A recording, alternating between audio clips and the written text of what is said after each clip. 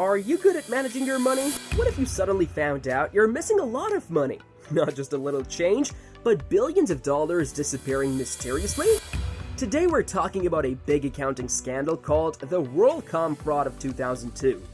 They messed up their financial records, hiding billions of dollars. Let's find out how they did it and what happened when they got caught. Join me as we explore this scandal. Let's dive in. WorldCom was a big telecommunications company in the US. It started with Bernard Ebbers and some others coming up with the idea in a coffee shop. They created a company called Long Distance Discount Services Inc. It became really successful and grew to be the second largest long-distance telephone company in the country right after AT&T. Ebbers was appointed Chief Executive Officer of the business in 1985.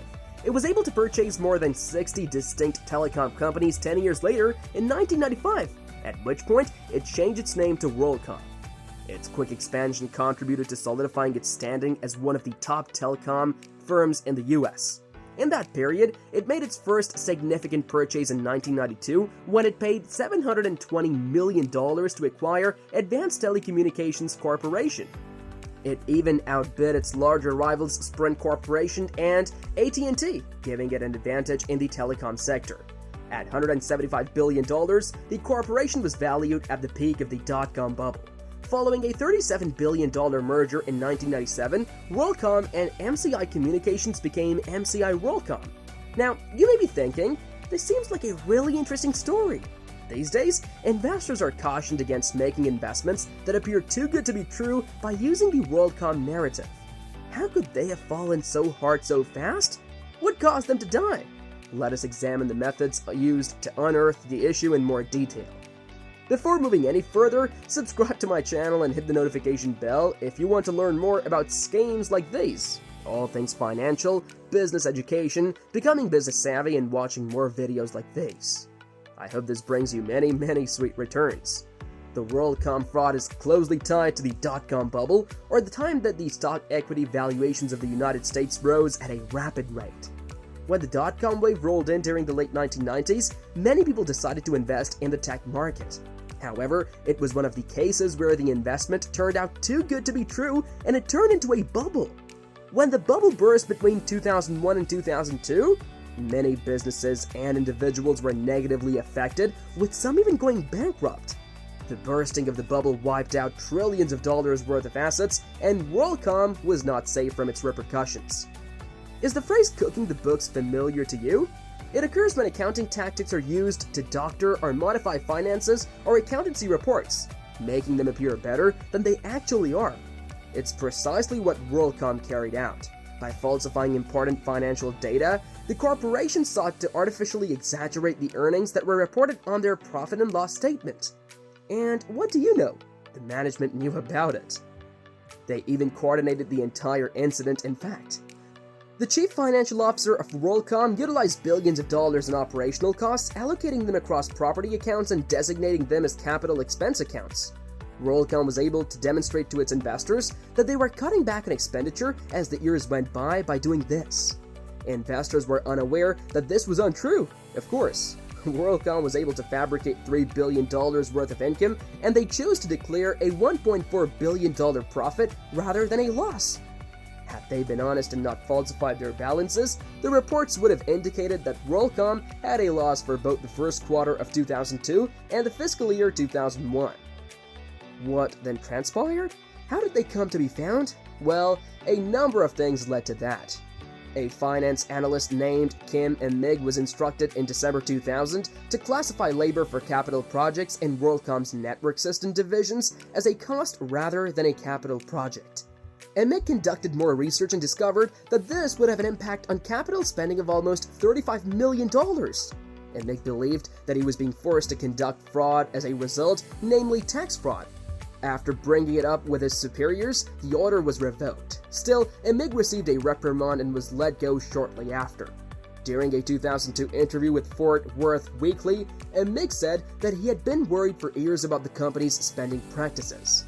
He argued that WorldCom was able to restrain MCI's expenditures at the time of the merger since he had come from the MCI side of the 1997 merger. That didn't stop him, though, from receiving massive vendor billing invoices. Glenn Smith, internal audit manager at WorldCom, read the subsequent piece. He reported this to Cynthia Cooper, the vice president of the firm, and they decided to do some internal audits, which they began in May of that year. They discovered something disastrous. CEO Bernard Ebbers was compelled to resign in April. By June 2002, WorldCom had admitted all. After the corporation disclosed fraud of about $4 billion, WorldCom filed for bankruptcy on July 22, 2002. The corporation filed for bankruptcy in the largest bankruptcy filing in U.S. history to this day. Following the company's bankruptcy filing, authorities scrutinized Ebbers and CFO Scott Sullivan in particular among the company's senior executives. It transpired that Ebbers had utilized his firm shares as security to borrow around $400 million from Bank of America for margin calls. He was found guilty of securities fraud in 2005 and given a 25-year jail term. Due to poor health, he passed away in February of 2020. Although WorldCom was later acquired by Verizon, its history should serve as a warning to both telecom firms and investors. Among the most notorious corporate accounting scandals in history is the WorldCom affair. Executives at the massive telecom corporation used dishonest accounting techniques to exaggerate the company's profitability and conceal its growing indebtedness in the early 2000s. Due to the incident, WorldCom had to file for bankruptcy, which lost investors billions of dollars and resulted in the prosecution of several senior officials. Strong internal controls and corporate governance procedures should be put in place by businesses to ensure that crises of this nature don't occur again. The following important regulations may be able to lessen the likelihood of financial fraud. Ethical leadership. Ethics and honesty should form the pillars of organizational culture, starting from the top leadership. Leaders and board of officers must be the role model of ethical behavior and accountability by filtering it on organizational level so that everyone will behave equally. Financial oversight. Set up a separate audit panel that should be chaired by independent qualified people that can be sure in executive financial reporting and internal controls. Reputable accounting firms need to be involved during audits on a regular basis in order to monitor the standards and regulations which are issued. Internal controls. Establish strict internal control and anti-fraud measures to avoid and detect any kind of fraud. Apart from this, ensuring separation of duties with the inclusion of occasional reconciliation and detailed review of financial transactions also forms part of the existing framework. Whistleblower protection. Cultivate employees' awareness of ethical standards by offering an anonymous avenue for reporting any unethical actions that may have encountered without any retaliatory measures being applied to them. Exposure of fraud programs by whistleblower protection policies can reveal the fraudulent matter and slow down its expansion. Regulatory compliance. Stay on course with the most recent laws and ordinances related to financial reporting and governance in the corporate world. Compliance with regulatory norms validates the legality, thereby ensuring that the individual has completed every transaction ambuscally, and no information could be hidden in the financial statements. Risk management. Do frequent risk assessment of all weak spots in order to identify possible threats in terms of fraud and corruption. Introduce steps to compensate for these risks and monitor them accordingly.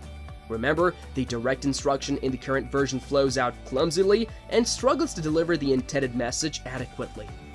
Policies and strategies as stated in this paper can considerably strengthen companies' governance structures, and financial corruption such as the WorldCom bankruptcy can be eroded.